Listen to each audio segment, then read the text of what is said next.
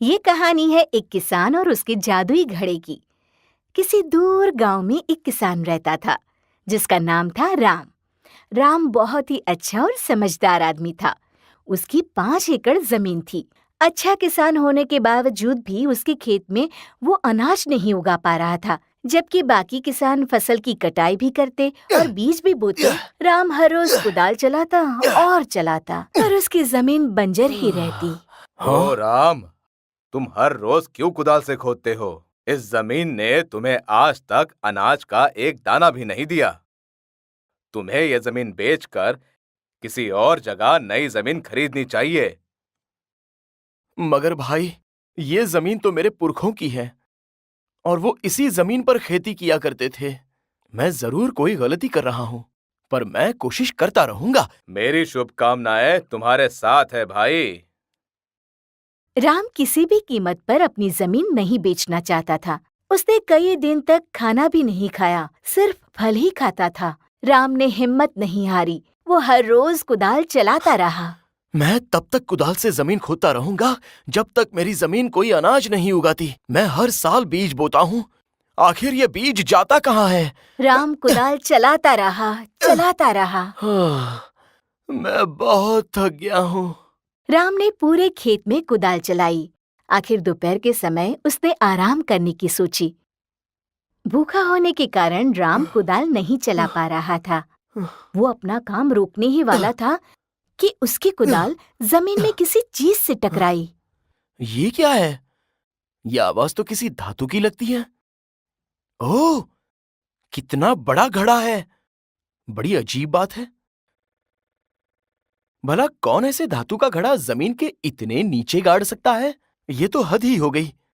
राम को लगा कि उसकी इतनी कड़ी मेहनत बिल्कुल बेकार गई है। उसने अपनी कुदाल घड़े में फेंकी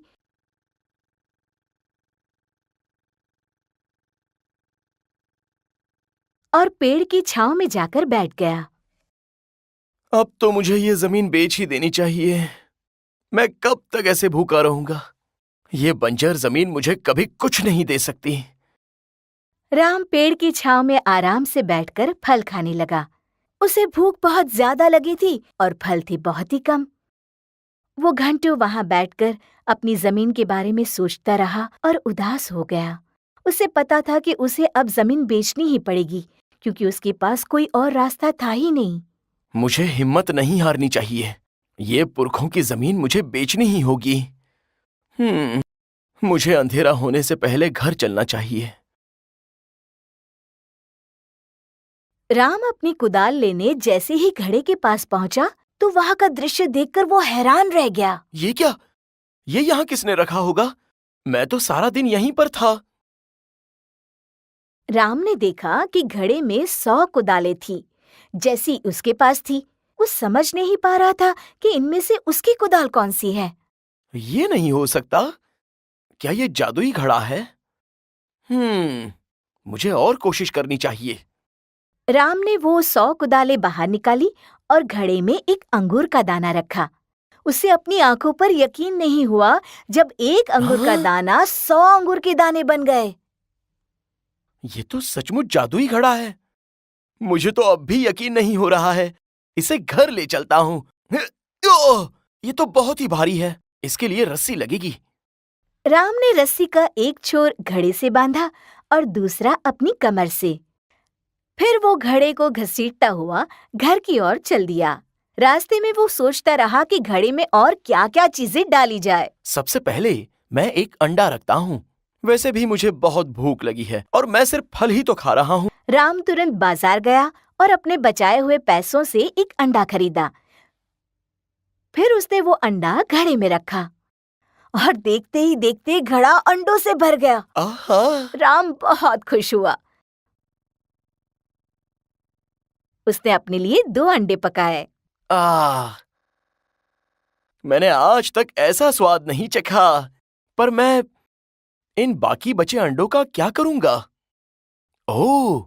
मैं ये अंडे बेचकर पैसे कमा सकता हूँ। तब राम को समझ आया कि ये घड़ा उसे खाना ही नहीं बल्कि पैसे कमाने में भी मदद कर सकता है। राम ने घड़े में कई प्रकार की वस्तुएं डाली, जब उसे कपड़े की जरूरत पड़ती थी तो वो एक छोटा कपड़े का टुकड़ा घड़े में डालता।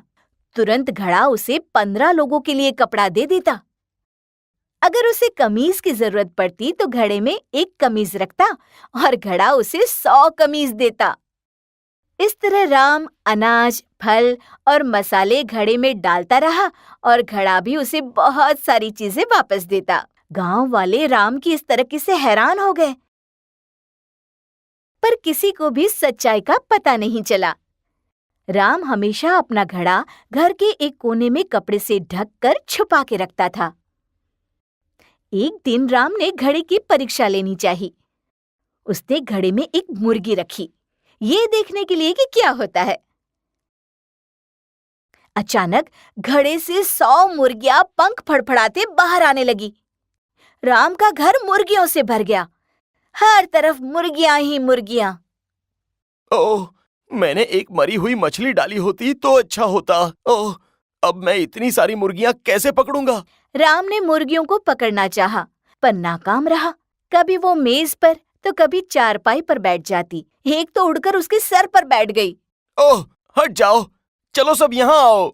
लेकिन मुर्गियां डरी हुई थी, इसलिए वो यहाँ वहाँ सारी जगह फैल गई। तभी अचानक रुक जाओ। और एक मुर्गी उड़कर घड़े में जाकर बैठ गई और फिर से उसमें से 100 मुर्गियां उड़ उड़कर बाहर आने लगी। मेरा घर तो मुर्गियों का पिंजरा बन गया है, अब मैं क्या करूं? राम ने झट से घड़े को ढक दिया और एक कोने में रख दिया। फिर वो घर से भागा, मुर्गियां भी उसके पीछे भागी। गांव वाले इतनी सारी मुर्गियां राम के घर से बाहर निकलते देखकर हैरान हो गए। हैं? इतनी सारी मुर्गियां? मुझे घड़े को बहुत ही समझदारी से इस्तेमाल करना चाहिए। लेकिन राम को पता नहीं था कि राजा का एक सिपाही उसकी बातें सुन रहा था। उसे घड़े के बारे में पता चला और तुरंत राजा के पास पहुंचकर उसने सारी कहानी बता दी। इतनी सारी मुर्गियां, वो भी एक घड़े से? ये कैसे हो सकता है? वो जरूर कोई जादुई घड़ा होगा। तुरंत राम को और उस घड़े को यहाँ ले आओ, वो शाही खजाने का हिस्सा है। राम समझ गया कि राजा ने उसे घड़ा लेकर क्यों बुलाया है। ये राजा तो बहुत ही लालची है, शायद उसे सारा धन खुद के लिए चाहिए।